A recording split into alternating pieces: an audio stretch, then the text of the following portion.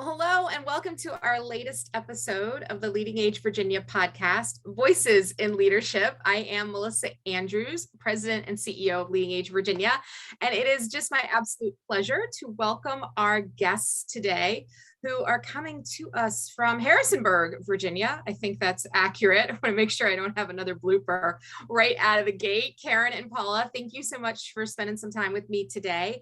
Would you just tell our listeners a little bit about yourselves? And Karen, I'll start with you. Well, I'm Karen Wigginton. I am the Chief Marketing Officer for Sunnyside Communities. I spent more than 25 years in higher education as a senior level administrator and a faculty member, and transitioned over about 8.5 years ago to the senior living community and absolutely love it. How about you, Paula?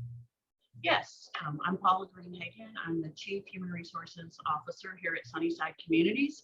And I have to start with honoring May the 4th and just saying a long time ago in a galaxy far, far away, the career began with the realization that I had to pay the rent the month after grad school ended. But I'll fast forward through all of that.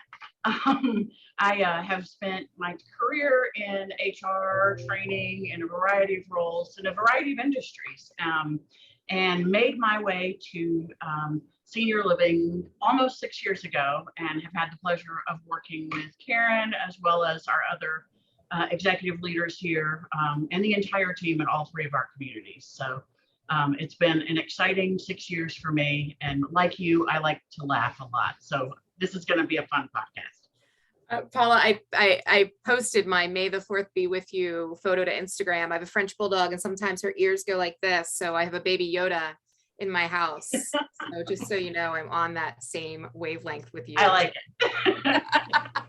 So Karen, can you talk about how you even knew that senior living was a career option and how that transition happened? Absolutely. So interesting story. I've had family members who had lived at all three of our communities. Kings Grant in Martinsville, Summit Square in Waynesboro, and here Sunnyside here in Harrisonburg. And I had at one point served on Sunnyside's advisory board at the Sunnyside campus. And so that's where my interest began. I was still in higher education, but that's where my interest began. And so after more than 25 years in higher education, and then having my own consulting business for higher education and nonprofits, it was a fun way to transition when the opportunity became available here at Sunnyside's corporate office. So it was, oh, sorry, go ahead. I was just going to say, and I found that many of the skills that I had gained throughout my entire career were very transferable into this industry. All right, I'll circle back to my question in a minute. Paula, you said you worked in a variety of sectors. How did you find your way to ours? Probably by accident. It would be the best way to describe it. I had just completed my last gig with a telecommunications provider that was acquired by another company. And so it was a publicly traded company, very intense. So I was certainly coming out of that experience looking for something a good bit different. And someone happened to mention to me hey, Sunnyside is looking for an HR leader. And, it progressed from there. Jack brought us, our previous CEO, and I just clicked. And I will say that I guess I sold myself by telling him that, senior living and a CCRC environment and a nonprofit is much more soul gratifying than shilling cell phones. Yeah. So, I guess I just made my way here through fate. And you found the heart of what we do, which is, as you said, it's so important. What would you say, Paula, is something that has surprised you working in the senior living field? That's a great question. And I think, it's surprise, but not. And I think it's so rapidly changing. Coming from a different environment, some of the surprise was a little bit, things move a little bit slower.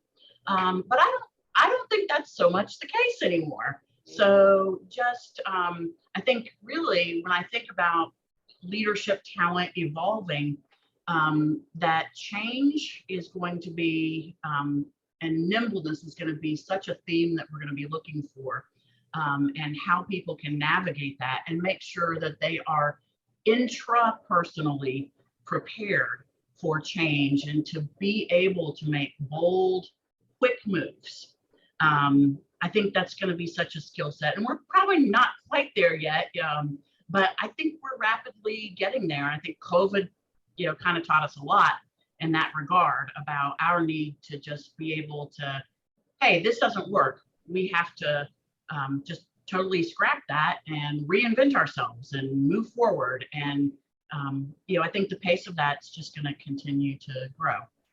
Yeah, I spent a lot of my time in boardrooms having that conversations with boards around, our governance is traditional and habitual, and that doesn't really support agility and nimbleness in decision making. But you just brought up for me something I hadn't thought about, which is just our individual hesitancy or resistance to change. And we have been through so much in the past 2 years. And I imagine in your role, helping, well, in both your roles, because you're both in leadership roles, helping people understand the need to have an adaptive relationship with change. How do you address that? If you see barriers to that without naming any of your colleagues, but how do you help people along that path, I guess? Well, we ask for help sometimes. I think there's a whole myriad of things that come into play. One is hiring, the right talent, but the right mix of talent. And your question, I think, is so thought-provoking in that, we have a phrase sometimes, it's a marathon, not a sprint. But the reality is sometimes it is a sprint. Yeah. And we need both sprinters who are really good at that. And then we need marathoners too. Yeah. So I think encouraging people to, what's your strength? What do you bring to the table? And while those of us who are like me, who are like running around crazy, sprinting, we need people who pull us back, into, hey, we also got to be sustainable here, and you're going to burn out in the next 5 minutes if you keep going like that. So I think it's that. I think it's engaging some of the right partners, knowing when the team needs help and support.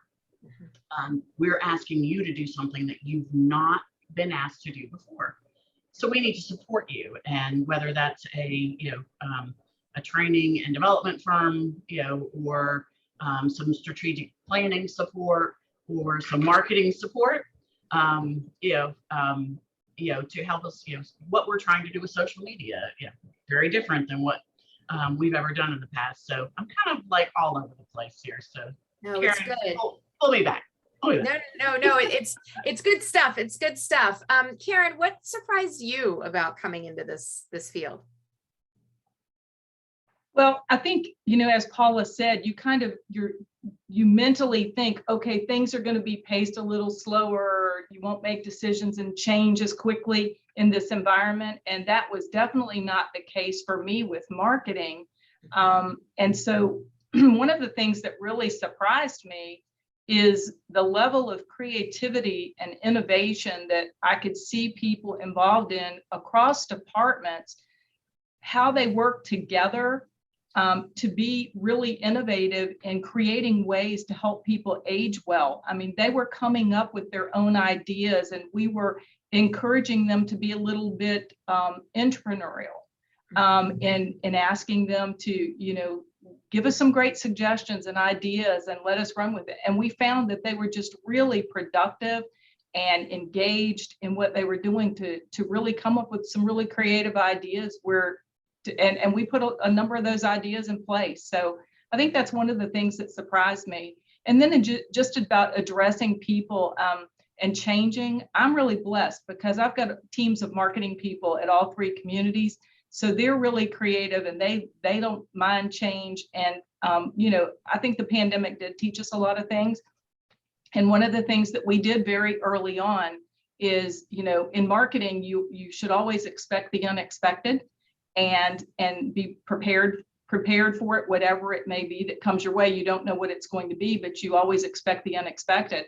And with the pandemic, we just very quickly met on Zoom as a team. And as we saw that this wasn't going to change and we might be in it for the long haul, we started changing immediately how we were doing things. And it turned out to be to our benefit. We were really early adopters on a lot of things we were doing. Yeah, so talk about as you look back on your successful careers, what is one thing that you wish you had known when you started out? And it could either be in your Wayback Machine, like that first job to pay the rent, Paula, or it could be just when you started at Sunnyside in this whole new sector. What do you wish you had known then? Well, for me, I would look back and say I would be much less intense. I would be much more gracious with myself, with others, forgive quickly, move on. For people who knew me way back when, and I see them out and about, you have no idea how much I've mellowed. And for people who know me now, I say the same thing. You have no idea how much I mellowed, because if that had happened to me a decade ago, you'd peel me off the ceiling. So I think just having better, and I don't like the term work-life balance. I think it's just life. Every aspect of life kind of being balanced. I really wish that I had focused on that earlier in my career. Yeah, I appreciate that. First, as someone who on every performance evaluation, I've said this before on this podcast, I got dinged on moving too fast and not waiting for others to catch up, which is something that I still have to be cognizant of on a regular basis. I know my team member Paula is behind the scenes, like just shaking her head right now, probably.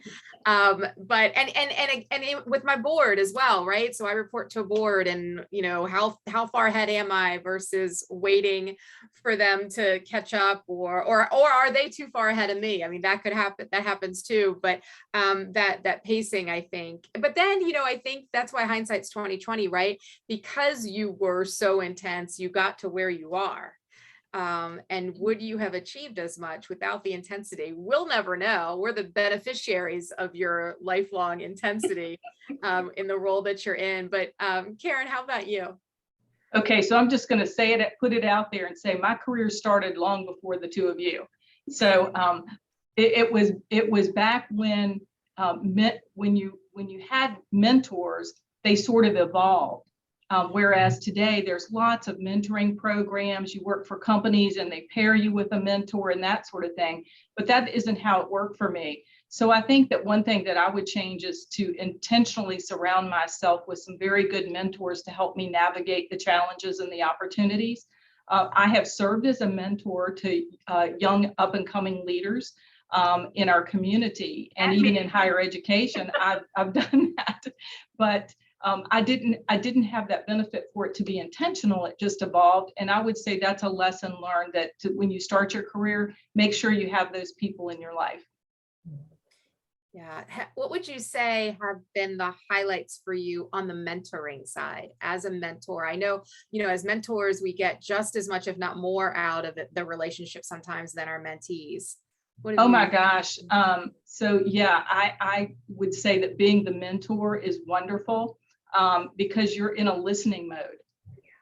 You get to listen, and you don't weigh in until the very end. You wait, you listen to what their side is, what their challenge is, what their opportunity is. You can ask questions that are thought-provoking and get them to talk even more. But I think the real benefit is watching them have that aha moment when they know the decision that they need to make. Yeah. And you didn't have to tell them what it was. That's right. Yeah, it's funny. One of my long-term mentors' birthday is actually today. I need to call him later, and he's retired. You might know a man named Larry Minix, and I know Larry. And I call him. I call him often to have him help me solve a problem I've already solved, just to make sure that I think I'm on the right track. He lends his wisdom still, and he also loves to talk about the good old days. He can tell us a story or two about a million times over. But I agree with you. You know, I've had structured mentors in my life, Larry being one, Katie Sloan being another at Leading Age National. And now in my role, being able to having people seek me out to mentor them has just, it's so humbling. Paula, you're over there shaking your head in affirmation, and you pointed when Karen said she's mentored people. So would you share some of your experiences? Well, and I was, saying Karen has also been a mentor to me, just in a lot of different ways, just kind of like I'm dealing with this, and, she's just been great. So I can't say enough about Karen, but mentoring young talent, I think it's such an exciting place for young people to be, in that they don't know what can't be done and what can be accomplished when you don't know what can't be done.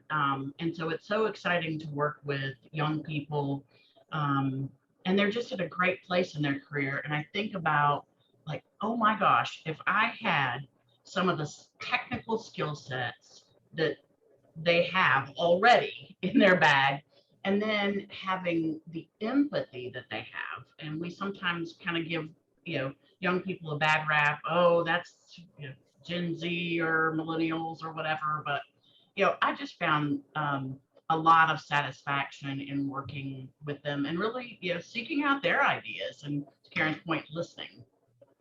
Yeah. So, I mean, how do you both, I mean, you've had, long successful careers. How do you both continue to invest in yourself, in knowing what's happening out there and making sure that you're staying on top of, this rapidly changing, field of ours in your own worlds, in your roles? How do you keep growing and learning and evolving? I'll go and just say that one of the things that I do is I'm very engaged in the local business community here, and I have a lot of great friends that I chat with, and they're all involved in different industries. And so we share information with each other, and we talk about what's happening in their industry, and it'll spark something for me about how that might be applicable in our industry. If we rethink it and tweak it a little bit, it might work in our industry. So for me, a favorite thing that I do is I pay attention to what's happening in other industries, and we'll go as far as to seek out conferences in different industries. I think one of the benefits that I had coming into this role after more than 25 years in higher education is there were a lot of things. When you look at strategies and tactics, those were things that I just looked at and tweaked and said, this works in senior living. Yeah. So that's probably my greatest strategy of what I do. How about you, Paula? I think there's a lot of professional certifications, within HR space, associations. They provide excellent resources. And I try to kind of, I stay connected with all of those, of course, but I also try to look for the timeless themes, and how they are universal, and, what's relevant, because there can be so much coming at you that it could just overwhelm you. So, staying current is super important. It's also, I think, kind of curiosity is certainly, if you have that innate quality of curiosity, you're open to the fact that you haven't got it figured out all yet, and that, you may not know everything, although I like to think I do. I think those are things that just naturally are, very, very helpful qualities to have as you try to, stay current with things, but also kind of keep in mind, nothing takes the place of the wisdom of experience. And so applying the wisdom of experience to all the new things that are coming out is helpful too. Yeah. Yeah. And so, that kind of pivots us to, the biggest challenge that's facing every provider, and that is the competition for talent and trying to find, recruit, and retain the most qualified workforce. So would you share what is happening? How is Sunnyside strategically positioning itself, your communities, to compete to first of all, help people know that this is a desirable career choice, that we are wonderful organizations that you want to work in, and there's a myriad of opportunities. You are both non-clinical. I don't think you're nurses. You correct me if I'm wrong. Who found this field of aging services through a different path. So I guess my first question is, how do we get on people's radar to know that they want to work in our sector? Well, I guess I'll take that, Karen. Thank you. So I think a lot of it is well, there's so many things that go into all of this, but getting clarity on your positioning statement, right? And one of, I think the best things that our organization has done from a recruiting and retention standpoint has actually been to engage a marketing firm to help us plan out our strategy. And getting clarity around who are we going after here, and being very explicit about wanting to hire people who share our values. And so what are the support mechanisms that we have in place to do that? And we're a work in progress. I'm going to say that very humbly, that we have a ways to go, but getting real clear on what your message is before you run out there and start messaging about it. And this is where Karen and I've talked a lot about kind of the partnership between HR and marketing, and we're working to create a community for all of us, right? Not just our residents, but our residents and our staff, and that brand and that story has to really be consistent and be the same, although the audience is different. So Karen, maybe weigh in from your perspective a little bit. The first thing I'll say is the partnership that Paula and I have and our collaboration is just, to me, it's just golden, because we look at marketing. Part of marketing is the HR side of things, and they look at marketing as part of what they do. And we look at, it's a collaboration, because at the end of the day, what you're really trying to do is you're trying to show people that our communities are great places to work, they're great places to live, and together, they're great places for us to play together. We're all there, and to me, that's what makes it magic, is when you get that. And then the storytelling. I mean, there's nothing better than your residents and your staff telling the story about what they love about your communities. And storytelling is actually the number one marketing strategy today. And if you do it well and you engage the right people, as Paula was saying, if you engage the right people, you'll be successful at it, and you will attract the right people. It's fascinating to me. There are, conferences all over the country. We're talking about, we need to get marketing and HR together. We need to figure out, on the workforce challenge. And I think to myself, wow, we took a lot for granted for a long time with respect to, and it sounds like a judgment. I'm not trying to be critical here, but we've spent and invested so much in bringing our residents to our campuses. We've always said our team members are the heart of what we do.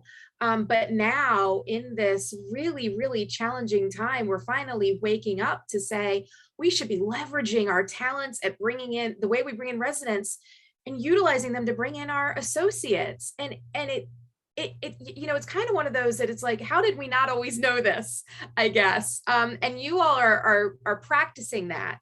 So can you give me kind of, what are some practical examples of how you collaborate and work together?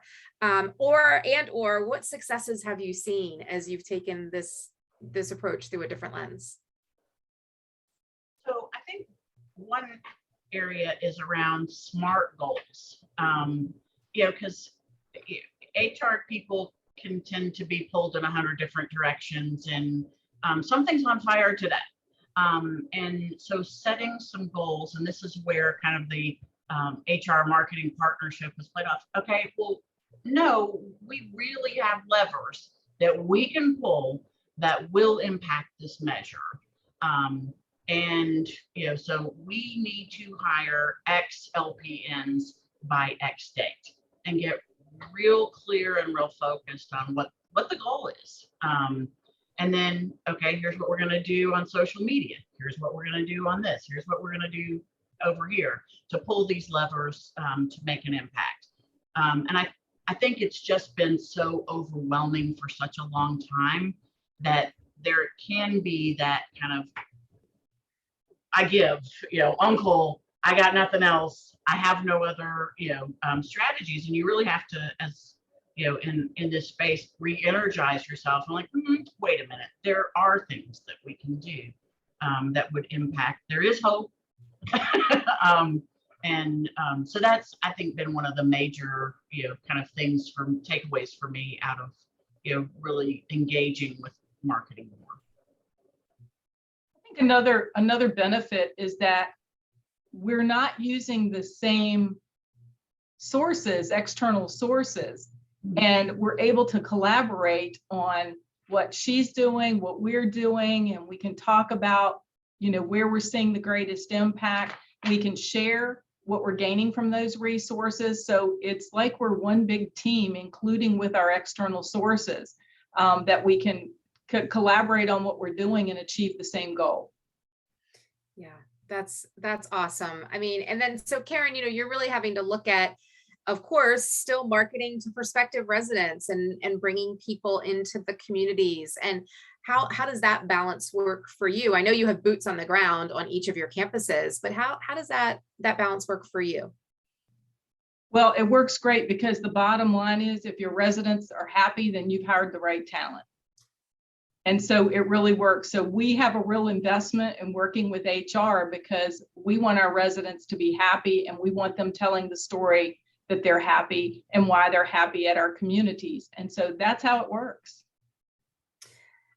So, I mean, I just so appreciate this. And I know that as listeners hear this podcast, they're going to appreciate it as well. I spoke to a member this morning, not in Virginia, in a different state, who said they currently have 17 contract LPNs at $55 an hour in their community, and they're hemorrhaging. Right. And you think about this is not by choice, right? I mean, people are just making other decisions about their career path. And so I hope that, the example you're setting will help other providers as well. And as I said, I know this is a hot topic, but it's fun to speak to people who have it in motion, who've seen it. Let me ask, when you think about your careers again, what advice would you give someone? And Paula, it might be to slow down. What advice would you give to someone who, like my stepdaughter is a junior at JMU. She's majoring in marketing, Karen. What advice would you give my stepdaughter, Taylor, as she's starting on her career? And I think as of last week, Paula, she might have had an HR minor. It changes. I'll tell her. What advice would you give Taylor or any young person starting who wants to follow a path similar to yours? First thing that I would say is, for young people today, it's not like it was when I started my career. What you were rewarded for was longevity in any particular organization. And so I'm from that group where you retire from something for 25 plus years. And that's really not how it is for young people today. And I think that the more experience you can get in different industries will make you a stronger person in terms of what your goals are. But I also think it will make you an asset to any organization because they're going to see how well-rounded you are. You have different perspectives, and you can do the same job in the same title, but you can do it differently. So that would be my guidance: is get experience in different industries. I know that the resumes today look so different from when we were coming up, right? I mean, we had chunks of time and you didn't want to have one of those because it's like, oh, now I got to explain why I don't fit into a culture and I don't stay there or what you, right? And it is just, I imagine, Paula, for you looking at resumes over the years, they must look completely different now. So what advice would you give? So maybe similar to Karen, stated in my unique way, which is like refuse to stay in your lane. I think for my benefit, what has benefited my career a lot is I have had the opportunity to be involved in so many things that weren't just HR. I just had, and a lot of it was just me going, hey, I'd really like to be involved in that. Or I had a certain level of business knowledge where I was able to have a seat at the table for some very interesting projects and programs that were exciting to be involved in, but they weren't the HR discipline. So and I've always loved those. Don't worry about staying in your lane. Just get out there and do things and pursue things that are of interest to you.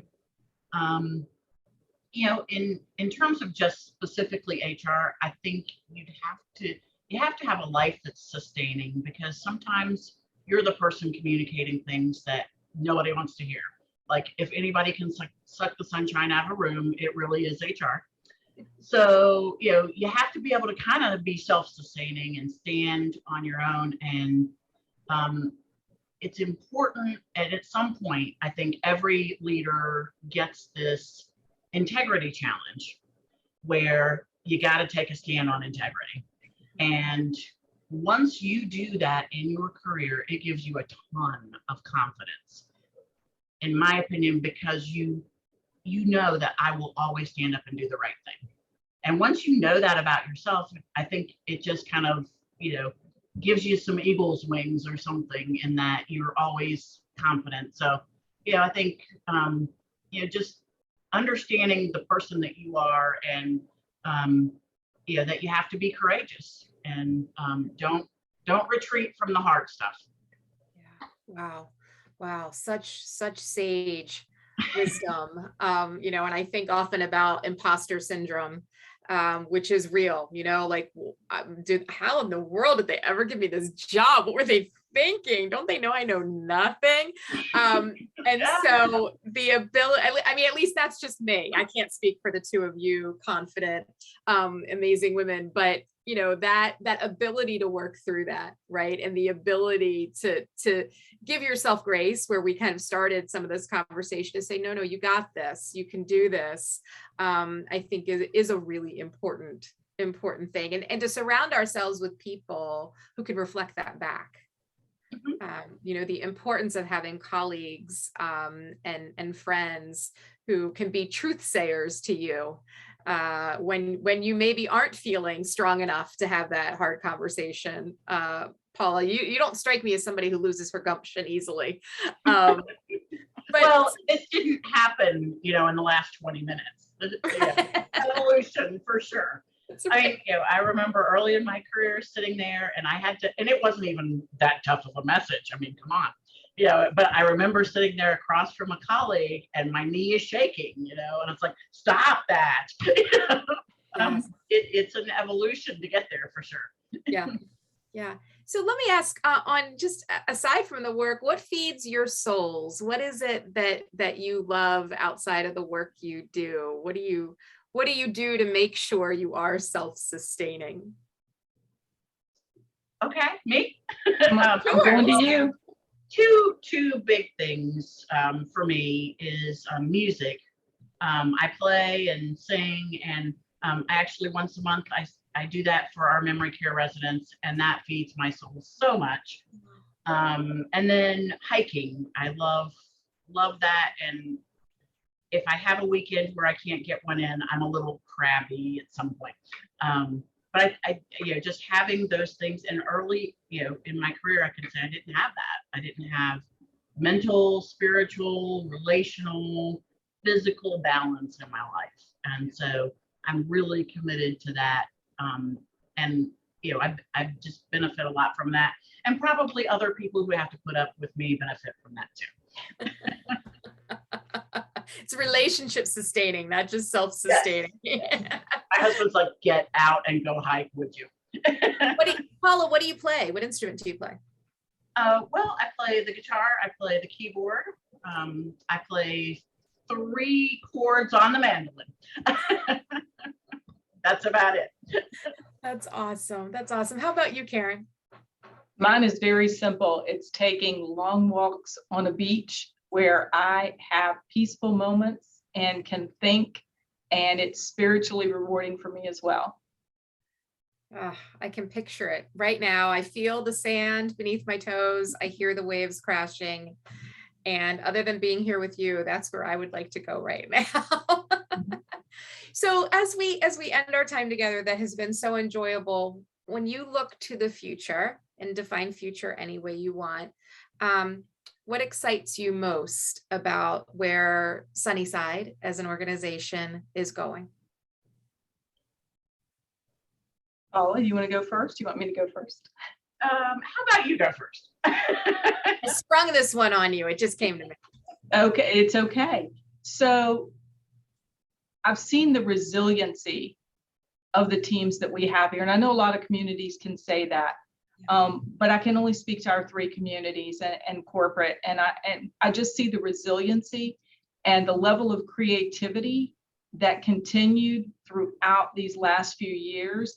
And I often say to myself, if we survived all of that, look at where we can go. And the fact that we had our 2nd best year in the history of the company during that time speaks volumes about the teams that we have in place, the talent we have in place. And it just means that the sky's the limit for what these teams can do. Wow. Yeah. I'm glad you answered that, because I'm just going to piggyback right on that. Opportunity, I just think we have so much opportunity to invest in people. We can be poised to take the organization, further than it's ever gone. We've had so much great success, 110 years of it, and just the future of the industry can be. I think it's very exciting. There's so many different ways that it can go, and just here's your chessboard. Think about the next moves that you want to make within this organization, how the industry is going to change. I think it's an exciting time. We almost made it through without my dog barking. It was really, she was affirming all the opportunities that are out there. And I appreciate your responses so much. Having had the privilege of visiting Sunnyside and your communities, and I hope to be there again soon. I know the spirit that exists on your campuses, and it will be nice to revisit that spirit coming out of the last 2 years. I listened to the U2. You're just, first of all, you're fabulous women, but you're just so poised and positive. And I just think of the many people that get to be in your orbit and how lucky they are, and how much you bring not only to the community, but how much you bring to Leading Age Virginia. And I just want to say again, thank you for spending this time with me today. I've just enjoyed it so much, and can't wait to see where the possibilities take us as a field into the future. So thank you both. And thank you so much for the opportunity, and thank you for all you do with Leading Age Virginia and our connection to Leading Age, because it certainly means a lot to us. Thank you. Thank you both. Oh my gosh, Paula, what a fun time with Karen and the other Paula. I just really, they have such amazing energy and such passion for a field that they didn't start their career in. I'm just really in awe of that, and appreciate, the perspective that people should work in many different fields, if possible, right? If they don't have the calling necessarily. What were some of your takeaways from that conversation?